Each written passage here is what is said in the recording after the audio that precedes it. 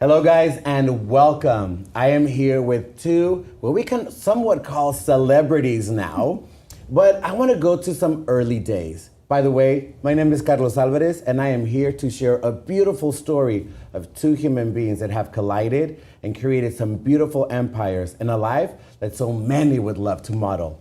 Danielle, Garrett, welcome to my show. How are you guys doing today? It's officially the Carlos show. I Hey, love it. I've been waiting for my breakthrough, and I think I finally made it, guys. Well, you said to me this morning, you're like, I have a vision. We're doing an interview. And I was like, okay, when are we doing this? And you're like, today. And I was like, okay. There was no joke about it. I'm like, we're doing this and we're doing it today. Are you guys in or are you not? All in. I love Beautiful. it. We're ready. So, guys, the purpose behind this, I want to take you back to the journeys of where we began. Like, let's go back. How far back? Oh, we're going way far back. Pre-Botox, pre-everything. Like, we're going back. Man, you better buckle up, Buttercup. Are you guys ready for this? Please keep your arms in at all times and please no flash photography. So, guys, Garrett, let me start with you. Okay. As a child, looking forward, what did you want to do when you grew up? Play football. You wanted to do football. That was it. I didn't have any desire. I want to play American football, and I want to be a football coach, and I You want wanted to to be be a cheerleader. good. You wanted to be Yeah, I want to be good. the best. You wanted to but I go was pro. Like, that was it. I want to play professional football. That didn't happen. Or I was going to be a coach. That was it. So like football was my life. I didn't know anything about money. Didn't have any conversation with money. Wasn't raised with money. Didn't know what entrepreneurism was, marketing, sales, teams, leadership, nothing. So I understood inside the football space. That was it. And I didn't come from any family that had any money. There was no one on any side of my family who had done anything successful with money. Nobody made any of it, a lot of it. To be rich in our family was to make about $45,000 a year. You're rich if you had some TVs in the back of the minivan. Most of our families around, like, you just couldn't afford shit. We had powdered milk, always. Never had real milk. Powdered milk and cornbread is what we ate, and top ramen. And then we lived in trailers for half my life growing up. My dad made a little bit of money, a little bit more money, and we got a house when I was in high school, but besides that, we were trailers and bounced from place to place about every 18 months. Funny story, when I first met his family and I go to his house and I like open the fridge, I'm like, babe, there's green milk in the fridge. I think it's gone bad. And he goes, oh no, it's powdered milk and it's St. Patty's Day, so my mom puts food coloring in it. And I was like, I remember that. So it was not green beer, it was green milk. it was green milk, yeah. So I was like, this is so different than how I was raised, but.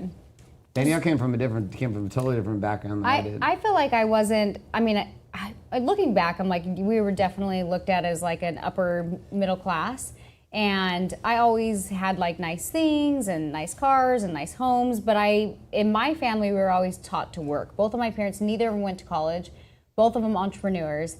And they flat out said, like, Danielle, you're 16, like, go get a job. Like, that was just like required in my family. So it's so crazy because they wanted me to go to college, but more than anything, they instilled a really strong work ethic. Beautiful. So let's go back to you now. What did you want to do when you grew up? I wanted to be a mom and marry a rich guy. Like, she had a focus from day one. She was like, She came after cornbread guy. at the age of 5, she was like, there's my vision. But it's so funny. I was always a worker. Like, I worked from the time I was like 14, which is funny because then people would be like, what do you want to do when you grow up? And I was like, I just want like 7 babies and like marry a rich hot guy. I don't know. Like, that was. Wow. Like, she was on a mission. She knew where she was headed and she went there. She didn't do any of this number. Garrett, as a child, what was your biggest disappointment that you can look back and you're like, oh, as a kid, I remember this. Yeah. This was a huge disappointment for me. So dude, like I said, everything, my whole world revolved around football. That was it. So my biggest disappointment was like tore my Achilles tendon, or tore my tendon, my thumb, my senior in high school, and I was preseason All-American and lost a lot of big scholarship opportunities I had, and ended up at Boise State University on scholarship, which was great. But I didn't play football my senior year. So that was like everything built all the way up to my senior in high school, and then I didn't get to play my senior year because I was injured, and I already had scholarship offers. So, and again, that's all I cared about. I was like, go to the NFL, make money, be a football coach. So that was it. So it's even today, like there's a piece of me. That's why I went back and played professional arena football for a number of years. Because you felt like you kind of like lost that opportunity? I feel like I never proved to myself because it was like serious momentum, and then that's it. Well, Outside that, I didn't really have a whole lot of regrets when I was a kid. That was it. Football was like the big one. So what was it? Oh, I said maybe God had a different plan for you. I mean, I don't know. Well, it's obvious. Clearly. Well, and Here it's we like- are interviewing Garrett White, and we're going to be going into some different questions, but clearly there was definitely a different path. Right. And it turns out that path worked out. Did you ever see yourself as a wife to a football coach? I Only if you made a lot of money. No, like when I To a football coach? Only If you made a lot of money. No, like when I met Garrett, I mean, we're 7 years apart. I was 18 when I met him. He was 25, and I remember he was telling me, he's like, yeah, I'm going to be a football coach, but I like want to coach college ball. So I was like, cool, like those guys make good money, like I'm in. Like, but it wasn't even that. Like his personality, I was like, you could sell a used car. Like it doesn't matter what you do, you're going to be successful. And that's what I saw in him, is that drive. And for a woman, that's, I think, what is most attractive, is a guy that like wants to actually work and has that drive and that passion. So I was like, cool, you want to do that? You don't want to do that? Whatever you end up doing, I'm sure it'll be great. You know what I mean? Beautiful. So. Beautiful. What was your biggest disappointment as a child, or something that you just go back a few years, just like 10 years back now Like as a 10 years child? back. You know what? I feel like now that I'm an adult, even though I didn't go to college, I felt like I wish I would have applied myself a little bit more in school, because I believe in school you learn to learn, right? And I felt like I kind of just like scraped by. I didn't really do a whole lot, but I feel like later in life I'm kind of like making up for it, right? Like I didn't play sports. I was a lifeguard in high school, but I really didn't apply myself. And it wasn't until, it was a good thing I got married young, because I feel like where most people, life gets started in their 30s, like I got married at 20. Like I didn't have a choice. So I kind of like got life started early. So even though part of me is like, oh, I'm sad I didn't like apply myself more, I feel like I kind of made up for it in my 20s and 30s. And I mean, even now, like I feel like for the age I'm at and the neighborhood we live in and that kind of thing, like I'm fairly established and still pretty young for what I've accomplished. So I'm kind of like, I think, again, like I feel like everything kind of happens how it's supposed to happen. You know what I mean? Beautiful. This is where I love to go down memory lane. Tell me about when these two worlds collided. How did you guys meet? Tell me about your first date. Man, young. Do you remember what you guys had to eat, where you went? Yeah. Like, Garrett, it sounds Dude, like this guy didn't even take me out for dinner. He didn't even want to commit. He's like, can you go for ice cream? Okay, so first of all, let's backtrack. How did you guys meet? Oh God, We were at a church conference. We were at a church conference with like thousands of people. It's Like not even 12, like 13,000 yeah, kids. Wow. It was like crazy, and he was like yelling at my roommates on our way out to our car, and I literally was like, "You guys, there's a creeper! Like, get in the car! Get in the car!" But I didn't see his face. I just heard like a guy like, "Hey, cute girls!" Like totally like. Oh, like literally just like, "Hey, cute girl?" Yeah, literally Beautiful. like beautiful girls. There's like 5 of us, cute, 18-year-olds. No, like, what I exactly said. There were 5 of you walking out, and we're in the parking lot. I'm with my crew. There were their crew. There's lots of crews checking each other out.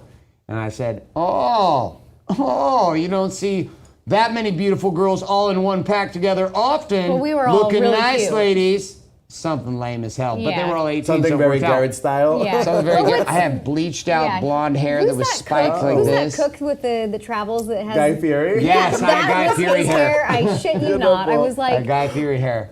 all I saw was your hair. I didn't even see him until like later. One Like of my you're in roommates. sync days with the frosted tips. Exactly. Totally. And Nice. when he used Through to the go cap. tanning, but he doesn't tan because he's Irish. So he had like white blonde hair and a bright red face. And I was like, but then right. you know what? Yeah, I must have been hot because you You- were all about that Guy Fieri She must tomato. have been into Chucky looks, because Because- apparently. no, I just remembered I've like shared this on some of our podcasts, Date Your Wife, but like I feel like the most attractive thing to a woman is how a man carries himself, right? Absolutely. So he came to my apartment later because he met one of my roommates and he thought he was coming over to check her out, but she wasn't home, so joke's on him. So he comes over and he was just like, hey, and like for the first time I noticed him for who he was, not like noticed like a guy in the crowd or whatever it was. Like he was like super chill and very like confident and like held himself with so much certainty. And like literally was like, well, I'd like to get your number, like very forward and direct, which I was like, okay, I like this. So I think it's just like how he carried himself. And like I thought he was cute, but he was just like, he's a big personality, right? And I'm a little bit more shy and more introverted. So how was Danielle back then? Like, Oh, I know she- this story, she but I was want for you to just share quiet. this. I was Like, quiet, but She was why? very quiet. What did you? She was very much talkative with me, but like Yeah. in public settings until honestly probably the last 4 years, Danielle's been quiet. There's people that didn't even know up until like 4 years ago But that in Danielle a Just because I've small also seen a setting. change Yeah. in her, right? Yeah. Like massive, In her just in the last demeanor, like 2 right. years or so, right? Like massive amount of certainty and confidence come about. I see an explosion with the birth of Isla, your fitness competitions, the podcast, and then me stepping out of BMS in 2019, and you guys in the Yeah, crew I taking just- over. I had All those to- 4 things happened at once. She took over full time again as owner of the companies. I stepped out. She was pregnant, had Isla, did the fitness shows, and launched the podcast. Like all these things happened at once within about the But same it was 12-month kind of like time a period. burst. Like, so when I first launched my brand, like we had nothing. Like, I don't know if I've shared this story with you, but like I launched my brand, Natural Beauty Rose, because like we were emotionally, physically, everything just like bankrupt. Like I had nothing. So I had no choice but to be like, hey, you're super quiet and introverted. Like, guess what? You got 2 kids. Like, you don't have a choice. And that's when I started on YouTube and I started just like promoting and pitching and all this. And it kind of grew. And then I kind of like took my foot off the gas for a little bit because I was just exhausted. Right. And our relationship started to improve and our financial situation started to improve. And that's kind of when Garrett came in, right? And you met us when Garrett was a little bit more involved. And it's not that I wasn't involved, but we were kind of building the MBR brand together, right? And It's almost like he was the one bringing in the business savvy aspect of yeah, I'm very much like hair, the artist. and you were the artist. Yeah, and I felt like I that was kind of a piece that I was missing. I was so passionate about the art that I needed a little bit of structure, you know. So he came in for like 2-3 years. Yeah. And Like 2-3 years I would around do kind of the artsy portion of it and just pour my little soul out, and he would kind of come in and close it down and do more of like what at the time we called it Big Money Stylist or BMS, which is now turned into business marketing and sales. So he kind of came in and revamped that. But then it was he kind of had to make an exit and focus on Warrior. And then I almost felt like honestly in the last like 2 years, it was like I was back to this place where I'm like, I'm not gonna let my baby burn to the ground, right? And I had to become a different human being, kind of like how I did when I started my brand, right? So it's like I had 2 growth pockets that happened, and now I'm like, okay, cool. Like, I feel like this is very much me, but it's now I'm not like, it was like me that only a small group of people could see, and now I feel like I get to share it with everybody, and it doesn't seem so scary. Beautiful.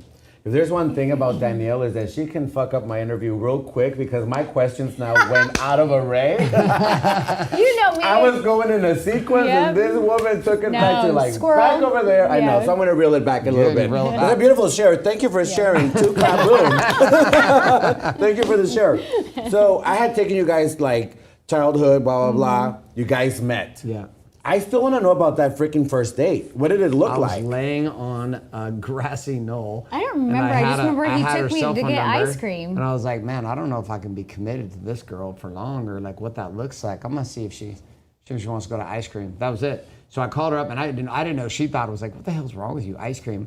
But then we went from ice cream. But then they think, but what they didn't say, what people don't know What I about this thought was story. weird. No, this is what I thought was weird. He takes me to ice cream. It's like 7:30 at night, and he drops me off. I'm like, did you just fucking drop me off? It's 7:30. I think you had another date. So our first date. So the truth comes out. Yeah, I just remember you dropping me off early, which then I was kind of like, now I like him even more. He just, Oh, I did drop you off at he 7:30. just took me for ice cream, and then was like, I'm like, does he like me? Like, Nice. No, but then he found out why I dropped you off because you remember what I picked you up in?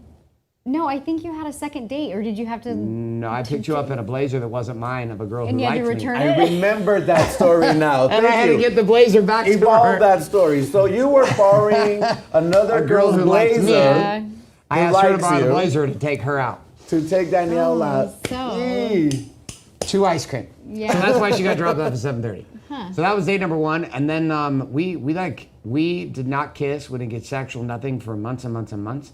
So which was I don't super weird for remember me. a second date. We didn't. Did you I don't take remember me to either. dinner or something? We, I don't know. Jacinto's. Yeah, I don't know. It was like this, like Yeah. you could eat for $7 and go to a 50-cent movie. Nice. We had no Yeah. money. We had nothing. Like Yeah. I'd come out of my divorce, and I was still in school. I was finishing up my degree. I and, would like, spend we all didn't have I would anything. spend was all my money on working- shopping, and then my mom would be like, "I'm not giving you any more money." So I'd call this guy to like buy me dinner because I was like, "Man, Golly. I was like, this Calling bowl of the struggling cereal. man over Yeah. here while the woman's Yeah. crying I in was the like, end. I've only had a bowl of Fruit Loops today. Do you want to take me to dinner? Oh my goodness. See, we were lucky we grew up in a place that wasn't Orange County No. because if we were in a place in Orange County, she'd have just at that point been knocking on the door of 35-year-olds versus me, who she was totally cool with ice cream and. I don't 50 cent know. movie Not night at 20. I wouldn't be knocking on Jacinto's. 35-year-olds. I don't know. I It's don't a, know. it's a common thing here in Orange County. So then, what was that pivotal point from you guys dating to popping the question? Like, when do you know that this is my... No, hold on, ma'am. Sir, when was that pivotal point where you were like, I am giving her a ring? Well, here's the deal. Well- I was so intimidated by her because how beautiful she was. Like I was just like He kept I pushing was me so, away. But I was so intimidated and felt so not worthy to be with her that I would find a reason to be emotionally unstable and then break up with her. Then she would go hook up with somebody else, which then would fire me up, and then I would get pissed, and then we'd get back together. And this happened like 9 times. So we had 9 breakups. 9 breakups. Within 2 years, though. Within 2 years. And And that's each- still a lot. And each time, Yeah. Literally. I would get like a message from one of my friends and be like, "Hey, bro, I don't know how to tell you this, but 'Cause his I friends was hang out with with my so and so, friends. Got it. and we were hanging out, and then I saw Danielle with this guy, other guy named. And I was like, dude, this girl hooks up with somebody new every time we You break up. would tell, he wouldn't tell me though. He'd be like, I think you need to date other guys. Like, I'm older than So you were giving her the permission So I and then was you guys like- getting upset Yeah, about and I it. was like, I am, Yes. what is going on? I was like, oh, how dare you? How would you?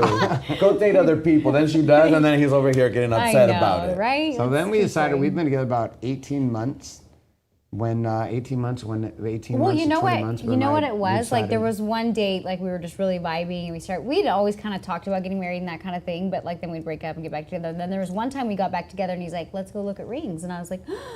So we went and looked at rings, and really all I ever wanted from Garrett was like a commitment. I'm like, you keep pushing me away. Like a little promise ring, or you wanted the like, actual ring? I wanted a ring. I didn't care if we got married right away, to be honest with you. Like I was young, and I was like, I don't know if I want to get married, but I wanted the commitment from him. Got it. And because he kept pushing me away, and for women, like we want to feel like that trust. And if you keep telling me to like go date other guys, and then you're mad at me when I do, it's not really creating any kind of trust. Although I felt like we always kind of like connected to each other.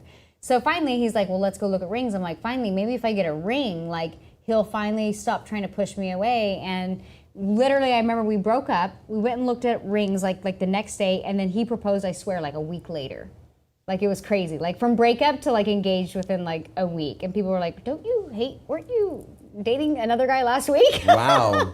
So even people were just confused. I was like, okay, who's Yeah. with who and Yeah. what? Now you're married? Yeah. Beautiful. When did you get married? Date? August 22nd, Year? 2000 and This is a funny story.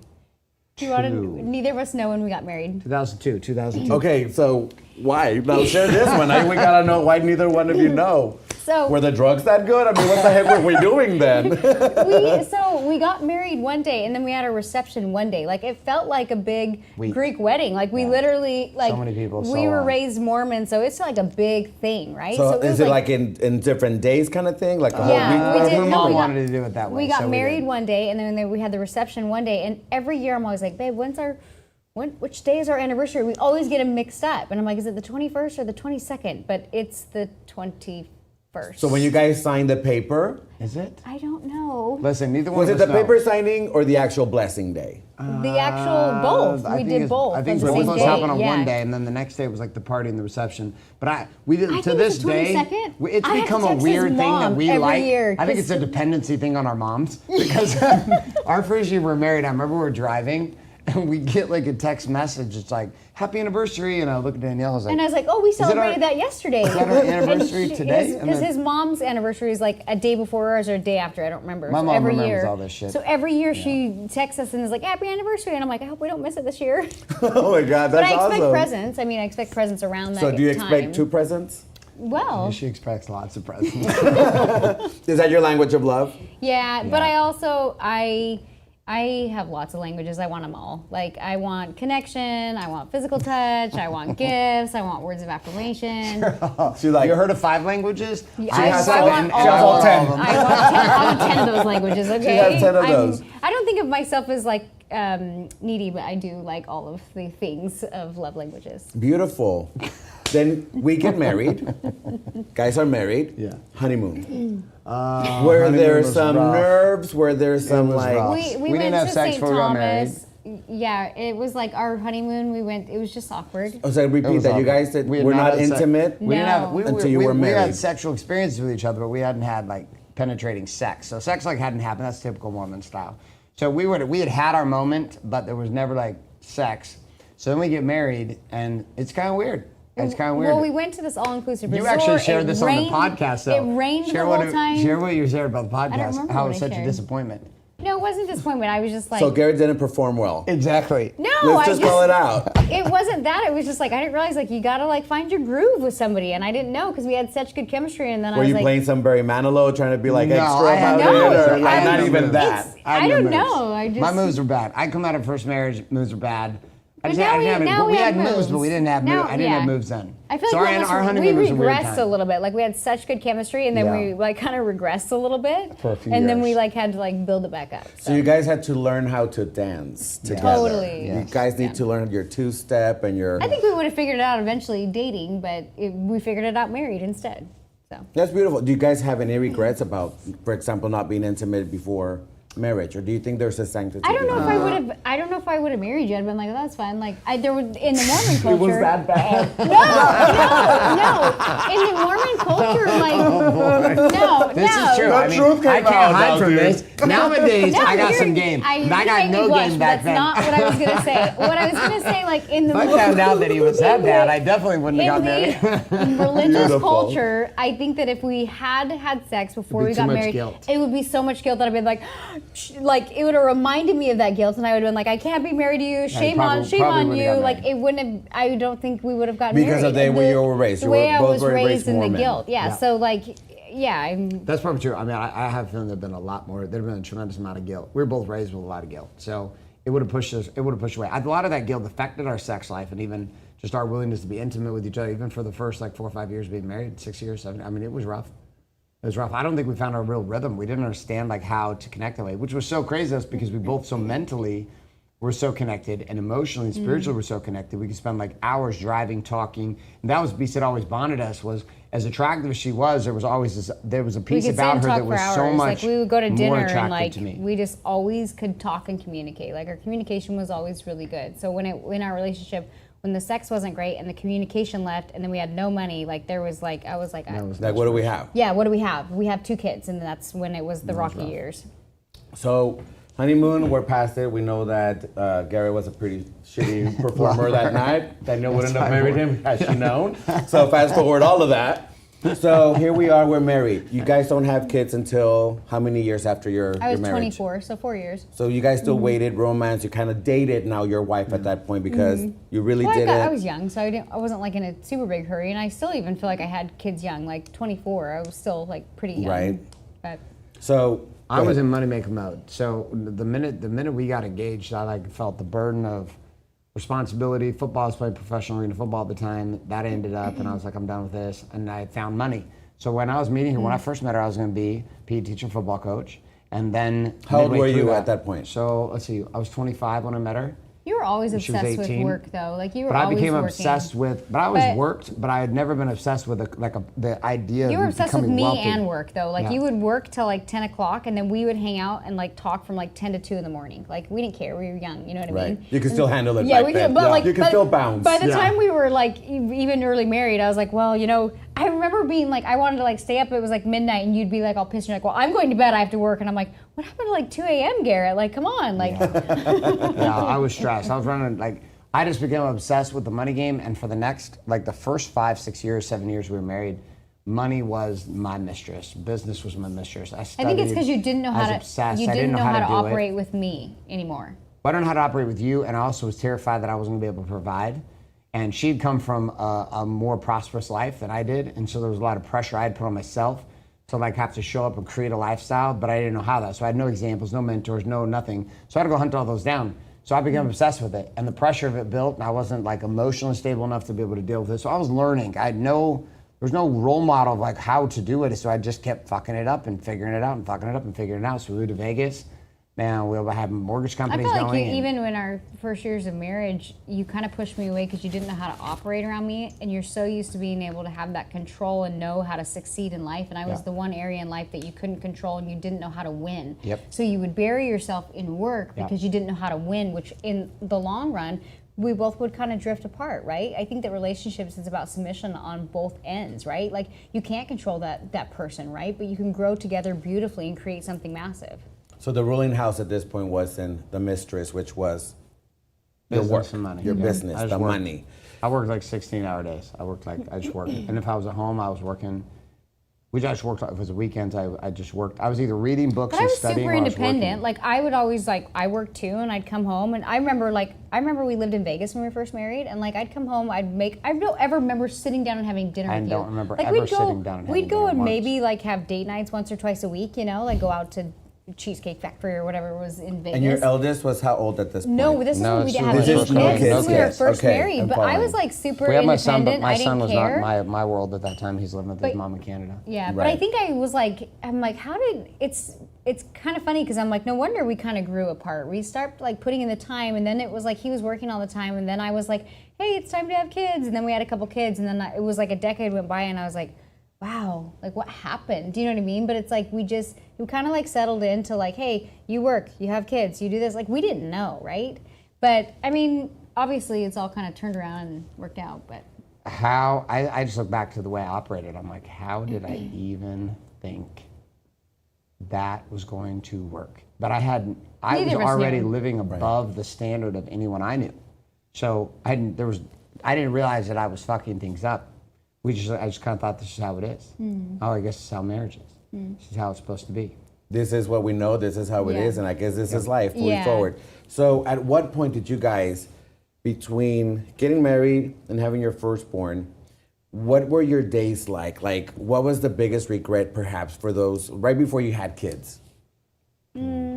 I didn't I was really have making- a lot of I was making- regrets. I do. Like I don't really. Yeah, we were making money, and I didn't take you places. We didn't do things. That's We true. didn't But hang you know out. what? Like we didn't do shit. I just worked. So you guys were growing, but you weren't living. yeah, we were not even growing. I think we were just hanging out. Like Well, because he's talking about there was starting to be money. Yeah, Yeah, there was that's money. We true. bought our first house in Vegas. It was a great house. It was super fun. I mean, I think back, like yeah, we I'm did like- not spend time together, well, and I it's did funny not invest in her. now that we have kids, I'm like, why didn't we just have sex all over the house, like I all know. the time? How Like, the fuck? Were we Now not you're fucking thinking about everywhere? it. right Like- now, I'm like, oh my god, we had so much freedom, but we didn't even know. We And then didn't you know have we had kids, and you're freedom. like, okay, like now if we can sneak downstairs and watch a movie, we're Well, like, you were "This is still so trying to great." teach him how to perform, I bet you. Now that's gonna be a thing now. I was still learning. It took me. It took You her were still 15 learning. Took her 13 years of teaching to get me there. Babe, you've always been good. Just That's a good comeback, Yeah. Danielle. That's a good comeback. That's a great comeback. I mean, coming from the woman said, I probably wouldn't have married you, but it always turns this direction. I'm always like, are those cameras, I mean, those lights It's getting like a little too warm? steaming No, here. I love steam. Anyway, let's fast forward a little bit more. Now you guys are starting to build your life. You have your first kid. Let's go past another 5-10 years now. Okay. Where do you guys find yourselves at this point? Because I hear that there was a rise, there was a plateau, and there was a collapse. What happened? So we were in the banking world, and Danielle was doing hair, and we moved back. I'd been traveling a ton, speaking at events, and Danielle was tired of me being working and gone so much, and she was pregnant with our first. Said, if I'm gonna have this baby, I want to live by my family. So we moved no, back no, to I Utah. got pregnant in Utah. No. I got oh, that's true. I got pregnant in Vegas. I miscarried. And then I was like, I really want to start a family, but I want to be closer to Yep. my family. So we moved to Utah, and I sold my mortgage company in Vegas, bought a couple of mortgage companies, collapsed all the ownership, and I started running these companies, and we were making money. I was traveling. I was speaking on massive stages, and I was traveling and doing my thing, and I was always gone. Trying to build. It's funny, you were doing the whole mortgage thing, but you were always more trying to build like your speaking career, I felt like. Yeah, I was more interested in like impact than I wasn't like I wanted to impact people, but I didn't really know how to do that. So I was in banking. I have a theory on this too. Like I feel like because our relationship was a little bit hollow, like you got more fulfillment standing on stage and feeling that from other people, energy. the 100%. energy from other people. 100%. Which I was like, I don't know like how to give you that if you won't like let me in your world. So I feel like you were kind of like being fulfilled by these crowds and speaking. Yep. And like the attention and the teams and 100 employees and just everything else was running. Like there was just more energy coming from that space. Then 2007 turns into 2008, and right through that time frame, the mortgage game starts shifting, Right. and we were super young and aggressive. I was like, we had a couple partners, and walked in one day, and they said, "You gotta let everybody go. We got no money." And the bank stopped paying commissions, and our deals started falling apart, and everything fell apart. And I had not been good at saving money, and every bit of money I had, I tried to pour into the business to save it, which was stupid. And so we ended up living on credit, and Danielle didn't know for like 6 months. And I knew, but I just kept thinking, I thought what everybody thought at that time, like it's gonna turn around, it's gonna turn around. So we kept our expenses the same and started, like we're spending so much money, like out of our means probably, and because we were making a ridiculous amount of money, like just thinking it's gonna, and then it like tapped out and we're like, well, we can't slow down this lifestyle, right? So I knew. You tasted the lifestyle. Yeah, you couldn't and go I back. knew, and I was getting like sick in my stomach because I'd get the Amex bill, and I'm like, babe, like normally it'd be like 20 grand every month, and we pay it off, and I'm like, babe, it's at 120 grand. Like, when are we? Like, it was like I was on a ship that I knew was sinking, but I didn't know how to confront him, or I didn't want him to be like, what are you doing? Because he'd get irritated and be like, I'm doing the best I can, I'm providing, and I was like, okay, like I didn't know how to approach that conversation. So I was on this ship that I knew was sinking, but I was just kind of more passive and just like, he'll figure it out, he'll figure it out, he'll figure it out, till I was like, we are short selling our home. We have tapped out 4 major credit cards. Nobody else will give us a credit card. We stopped paying our rent. We short sold our house, stopped paying our rent. Like, I kid you not, like I tell people this and they think I'm like joking around, because at the time I was driving a Range Rover and had a 6,000 square foot home. I'm like, we weren't paying rent on any of our cars or our home, and any money that I made was literally just to buy groceries and food for my kids. So you guys at this point are just now We're just surviving. barely. surviving. How did that make you feel as a man and as a provider, and you're feeling all of horrible. this shit happening? Yeah, horrible. Yeah, horrible. So I end up for the next 4 years essentially becoming a right-hand wingman to other business owners and or an employee of one of my friend's companies. So 2008, I partnered with a friend of mine named Garrett J. White, who wrote Killing Sacred Cows. He was in financial services. I knew him. We were partners, strategic partners between my banking firms and his.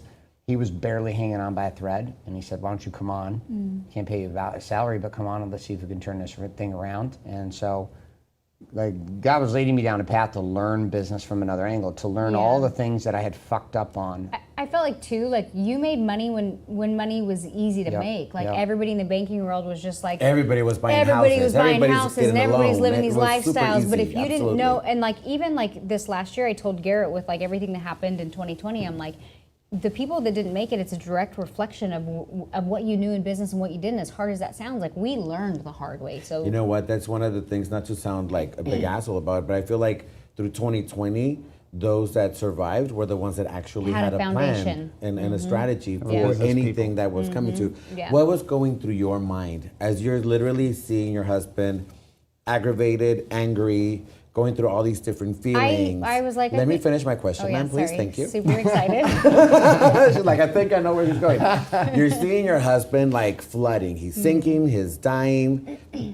What's the feeling? What's the first feeling as you're seeing that poor man probably, devastated as a man, as a provider? If I'm being kind of harsh and honest, I'm like, Please be honest. I'm not attracted to him at all. Like, literally, I'm like, pull your fucking head out of the sand and let's do this. But again, I didn't play any kind of role in like communicating or doing anything else. I just kind of like sat back and like watched it, right? And it was kind of, we refer to it like as like the dark years, like honestly. And I got pregnant with my second daughter, Ruby, because I was like, I love babies. And I was like, well, it had been 4 years, and it was kind of like, hey, like it's time to have another baby. And I was like, that'll fix my problem, right? I'm like, so that was going to be your salvation. That was right there. Yeah. It's like, if I have another baby, that'll fix what's really going on. And it didn't. Like, I mean, I love, like, it brought so much joy to my life. And I tell Garrett all the time, I'm like, if we had not had Ruby, I don't know if we would actually be together. I think she was like a little bit of the glue that like kept us together. She was a little bit of that blessing that came, for sure. that had to come out of this. Whew, let's get out of these dark years, right? Yeah, it was rough. Shit's happening. We lost the business. You're looking at your husband like, man, rise or I'm out kind of thing at that point, right? I know that there were a little couple things that happened during that period, but as things start to get better, Garrett, you're like, okay, you're walking around like dead man walking, you know? There was a pivotal point in your life that you said, it's either this or that. Tell us a little bit about that. What was that pivotal point in your life where you're like, I either provide or I gotta tap out? I mean, I like things got real dark. I mean, I cheated, and that was when Danielle was pregnant with Ruby, and Danielle just got more disgusted with me. I got disgusted with myself, and I was on like this like It really wasn't even intense like I was journey. disgusted. I like shared this on a podcast. Like when people were like, "What did you?" When he told you cheated, like, "What did you do?" I was literally 9 months pregnant, and I knew I was so hollow in my relationship when I was just like, I don't care. Like I was kind of in shock, but I was like, I don't care. Like it wasn't like, how dare you? It was just like, ew. Like, what do I do from here? You know what I mean? And I was in a very vulnerable place because I was 9 months pregnant, and I'm like, okay, right? And like I said, I believe that we continue to work on our relationship because now I'm here 9 months pregnant. I'm like, I got a baby. Like, we got to see if we can make this work. Well, that piece all like triggered like the growth. I think that Danielle and I played an interesting role with each other in business because we knew we needed a change, and there was a chance in 2011 for us to make a big change. We just needed to change. In 2009 and 10, we left the religion that we were raised in. The affair happened. The baby was born. I started figuring a couple things out in marketing and sales online. Danielle was actually doing pretty good with hair the whole time and had never really been telling me how good she was doing. And if she did, I didn't really believe her because, like most people, then that look at hairstylists, they think that hairstylists are just a joke, and they are non-essential. And that was proven in 2020 with, hey, why don't we just throw hairstylists in the non-essential list? That's how I felt too. I was like, fucking hairstylist, what kind of money you make? Give me a break, right? But I didn't it wasn't like I was negative in supporting you, it just wasn't supportive at all. Right. I was like, yeah, you can do it, but I didn't know. So as we moved to Arizona from Utah, and this was a chance for us to get away from everyone, our families, everyone we knew, and it was the first time both of us were kind of like, okay, I don't know if we're going to stay together, but we for sure can at least fight back to dig our way out of this fucking place. Well, and we removed ourselves from our community and our family so that there was no outside noise. It was like, if we're going to do this, let's clear the noise, and it's just you and I and our family, right? And I really think that moving to Arizona at that time, and even though we lost our home and everything, we wouldn't have moved to Arizona if that didn't happen, right? We wouldn't have cleared the noise. We wouldn't have made the changes that were necessary in order for us to get to the level in which we're at. So everything has this weird kind of curvy path in which it plays a huge role of who you become. And I feel like we just kept throwing a curveball, and we just kind of kept just kind of kept going with it, you know? Like one of those, what are they called? Like I'm a little... thinking of a game, yeah, where you're like, bing, bing, ding, you're like, ding. you're, What we're is it? kind of, Pinball. yeah, Thank like you. we're I staying in couldn't the think of the name, lanes. but I was seeing the thing. Yeah. As a woman, other women, whether you want to call them feminists, whatever you want to call them, why would you forgive that man knowing that he is cheating you? He cheated on you 9 months pregnant. At this point, many people would have been like, fuck you, get out, you piece of shit. How can you cheat on your wife at 9 months? Tough question. Well, and I've actually shared this before. I was in a very vulnerable spot. Like I wasn't working. I was working when I was pregnant, and I was doing fairly well. But I don't even think I believed in myself, even though I was probably making like 10 grand a month. That's pretty good for a hairstylist in Utah. And I just don't think it was a lack of belief in myself, and kind of like what our industry and the stigma that we carry with being a hairstylist, but just having kids and being so vulnerable, like being like, I hear a lot of moms that like, or I see a lot of moms that like are in unhappy, unhealthy relationships, but stay married for the kids. And I felt that. I was like, I have to stay in this to give my family a fighting chance, right? And it wasn't like it was always crappy. Like things started to get better. So like I kind of was in a very vulnerable place where I was like, okay, well, I played a role in this. And I think that every time something like this happens, like it's like somebody doesn't just cheat to cheat. Like everybody plays a role in the relationship. And so even as hard as it was, I was like, well, I have to take accountability for how I showed up. I knew things weren't great. I thought a baby would be the fix. You know what I mean? Right. So I remember thinking very clearly, like, Danielle, like, you're going to have issues with no matter who you marry and whoever you're with, and you have kids together. So why don't you give your relationship a fighting chance? Which means, like, actually work on it and stop pretending like everything's okay. So that I knew I wouldn't have been able to just been like, fuck you, and like been divorced if I didn't at least give it a chance. If I gave it a chance and it was still like, and we gave it a fighting chance. Like we were still talking about divorce, like 2016. yeah, like 2016. It wasn't until finally, like in the last like 5 years, that we finally like turned a corner, you know. And it, like divorce was kind of off the table, but we fought for each other in our relationship for a solid 7 years. And most people don't like. But there was enough light at the end of the tunnel that I was like, there was enough happy moments. There was enough spark where I could see it like there was enough connection still there. Right. You know what I mean? Do you consider yourself stubborn? Yeah. Absolutely. Sure. Yeah. Do you, Danielle, consider yourself stubborn? I think I'm stubborn. It's just a yes or no question. I think you're controlling and I'm stubborn. I think Successful men are controlling, and I think that they have to let go of that control to kind of get what they want. Do you feel like he controls and dominates in his business? Yeah, and like I said, Do you feel like he controls and dominates at home? No, he's pretty sweet. He's pretty sweet. He's pretty sweet. I like him. Beautiful. So we go through all of this gloom, doom. We're starting to rise. Things are starting to get better. You see the horizon. The picture looks absolutely beautiful. You moved to California. You left all that shit behind. What starts happening here in California that you guys see so differently? Where was that growth? What started? What sparked this?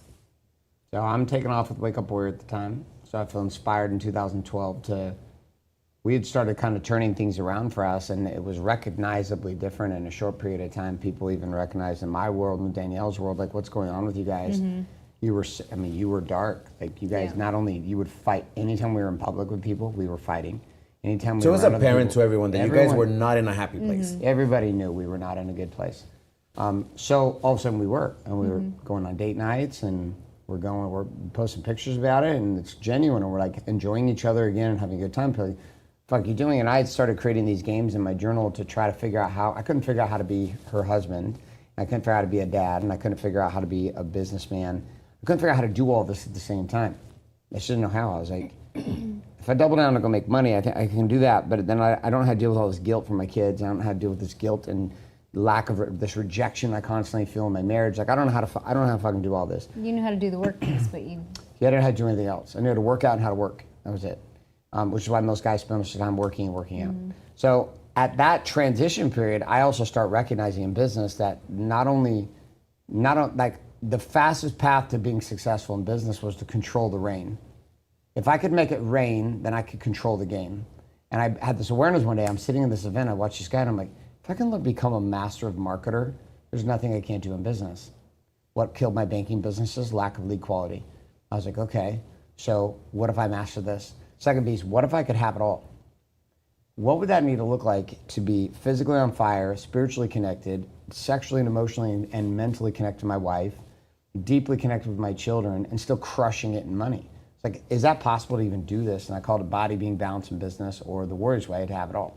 So I launched Warrior in 2012 as just a concept to help some people, maybe make a little money on the side while I was doing this other thing, running a marketing agency. So this was just a concept that you didn't know was going to grow to the empire in which it has become. No, I thought it was just something we were going to do as a side thing with this other thing I was doing. Just kind of something to make me feel purpose while I was working we were building marketing and sales funnels and sales systems for other people. I had a partner named Adam Spiel, and we had clients lining up at $50K to be able to collect money. So I was making money again.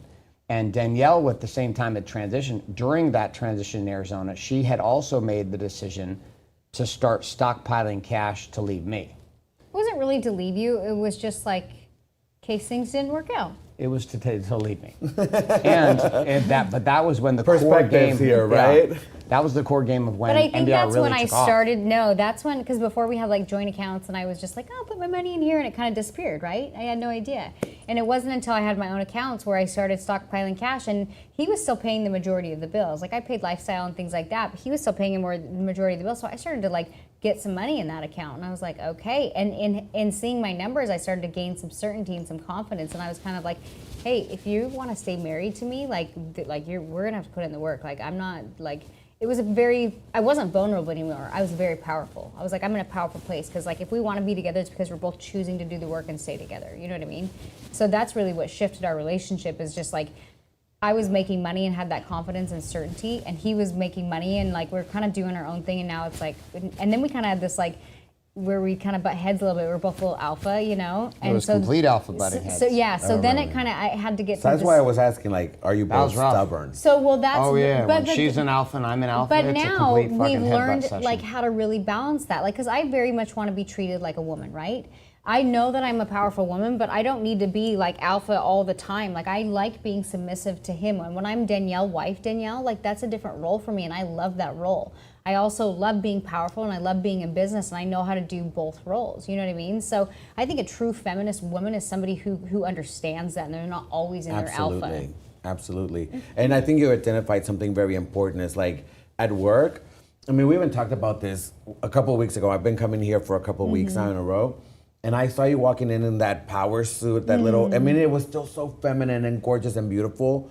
It was like this little cutout, you know what I'm talking about? Yeah, like a little cape suit and everything. Then I went to your house and I was like, dude, your wife, powerhouse. Like she walked into that room and I think that there was like a certain way that you carried yourself that whole day and you felt it, right? So you dominate in the business world of hair.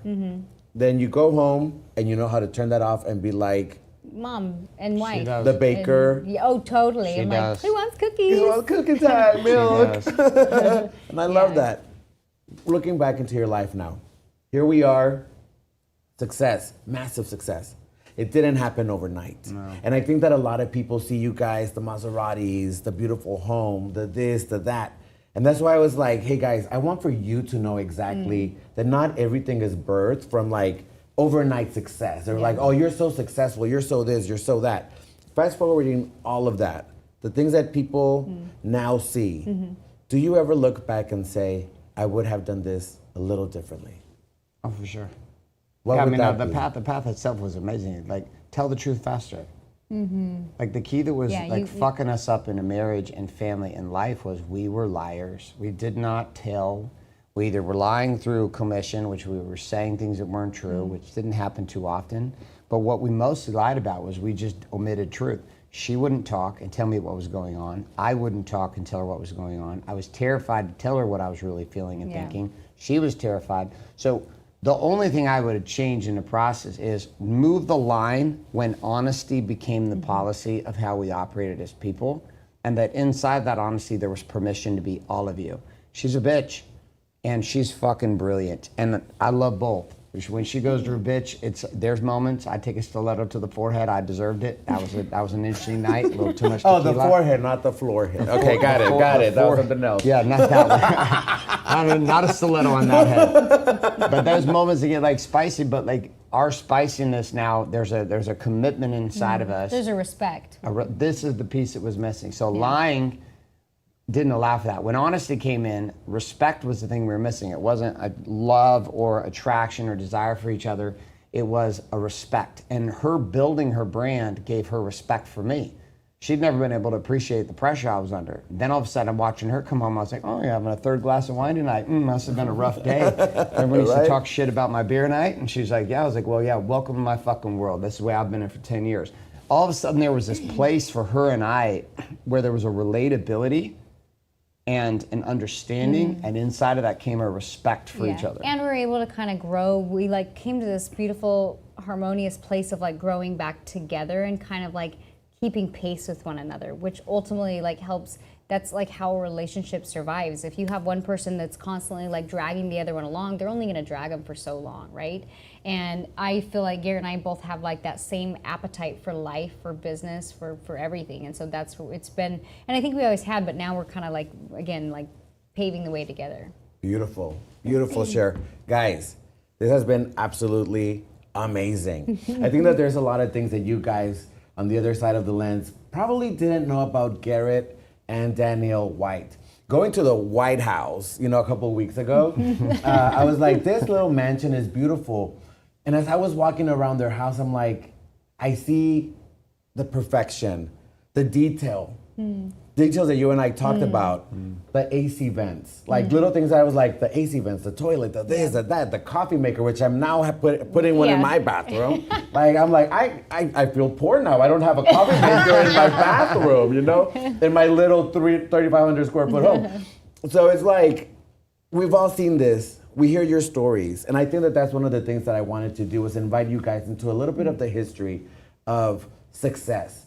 People see success and they think that success only comes from overnight, whatever. Like this was birth and you're like, all of a sudden you pitch the tent and there is success. Yeah. You guys here, there were tears, there was conflict, there was collision, there were all these different things that they were feeling. And yet they were able to survive.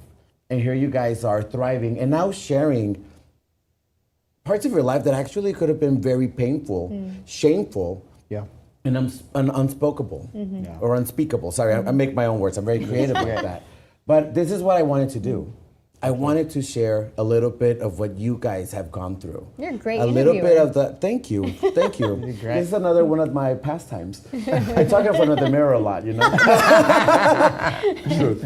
No. Last final question. Okay. You are now 84 years old. No, You not are, yet. I mean, no. You are now 84 years old. Okay. You're looking back. I'm 91. You're 91. You're an old bastard. He's still around. He's still kicking. A lot more He's still tattoos. kicking. I'm He's still still around. kicking. Just got like a face tattoo. Whole body shield. 84. Looking back at your life, the biggest accomplishment of your life. I see myself as building a legacy. Like I see moments in the future where I'm like, it kind of keeps me pushing. And I mean, I'm young, I'm 37, I'll be 38 this month. And for what I've accomplished, I'm very proud of myself and I know that I'll continue down that path. And I just feel like I will build a legacy and an impact in our industry. And I believe that everything that Garrett's doing with Warrior is gonna have a massive, I think both of us have like a massive This is your movement. life right now. You're looking back. You're not looking I'm at not Garrett's. looking at his. Well, he's part of my life. I know. But your biggest accomplishment is now a legacy. A legacy. A legacy. You want to be a Vidal Sassoon. You want to be somebody that's going to leave an imprint in our industry and be Yes. like being put in Like our textbooks and Yes. everything. Like, you guys, this is the story of Danielle White. It's like, Right. that's who you want. I tell That's what you my want to do. mom all the time, I say, I am the next Paul Mitchell. And she's like, I believe it. And I'm like, thank you. Beautiful. So I don't know, like that's kind of where I keep pushing to go and I'm excited to see where the future takes me. Beautiful. A legacy. Garrett, looking back. 91 now. 91. Hopefully not in diapers. So, yeah, hoping on diapers, I'll screw up the surf game. That's all you think about? Just the surf game. This is surf game. The Wake Up Warrior itself has become an imprint of an idea and a belief system, an operating system. It's ultimately what sits at the core of what happens at DKW Styling Academy. It's the X factor that's married up to MBR that makes it so different. That's why the training companies, the systems, it's why it works. People are like, how are you guys dominating in training? I said, because it's Warrior blended with DKW. DKW is a blend of natural beaded rose meets Wake Up Warrior, fact maps, the daily 4, all these core 4, living by the code, all these things. I want that operating system to be something that Warrior itself became a brand that people forgot who I was. Mm-hmm. That it's a global operating system with thousands of faces and tens of millions of people. And that 200 years from now, they're studying when did the operating system of man change? And I say, well, it originated in the first magazine, our first newspaper I ever called out was in 2017 with the New York Post that said Garrett J White and Wake Up Warrior were the initiators and the inventors of the industry of masculinity. So in a world of men falling apart and families falling apart and couples falling apart, I want to know that that's what I did, because that legacy, I make that impact. My family is impacted by this, my kids. And the second piece is just knowing that my wife and I did it together, that our worlds collided and became one superpower, that it wasn't just two, and that's a place I feel like we're at right now, which is like there's no us, there's no me and you against each other, which has been that way, honestly. It's been that way for a number of years. Where it's my brand, her brand, Right. and behind the scenes, Now it's a even- bit of fuck you, fuck you, fuck you, fuck you. Even in the last year, we're kind of like slowly it's letting like- each other back into each other's businesses and worlds and that kind of thing. But now I feel like you guys have both identified your roles very, Yeah. very distinctly to where it's Right. not going to bleed into one another. Right. Garrett, don't come into my business because you're Yeah. going to dominate. Danielle, don't come into my business because you're making all my men are going to end up being gay or whatever. There's going to be a lot of softness going on or whatever the case may be, right? So both of you literally want to leave an imprint, a mark, a legacy, a change, a pivotal point that you both are going to be look back and be like, it was the Whites. Guys, There you have it. It is simple as a conversation to be had. Some little things that I wanted to bring a little bit to light, fruition, all these little things that they always talk about, but we don't always get to see. Garrett, Danielle, thank you very much for being in this amazing studio that we have here in Dana Point and allowing me to tap into your private life and for you guys to share with all of us. It was awesome. Thanks, Carlos. Thank you guys. And America, stay fresh, stay beautiful, but most importantly, be kind to each other. Thank you guys for watching. My name is Carlos Alvarez, and I'll be seeing you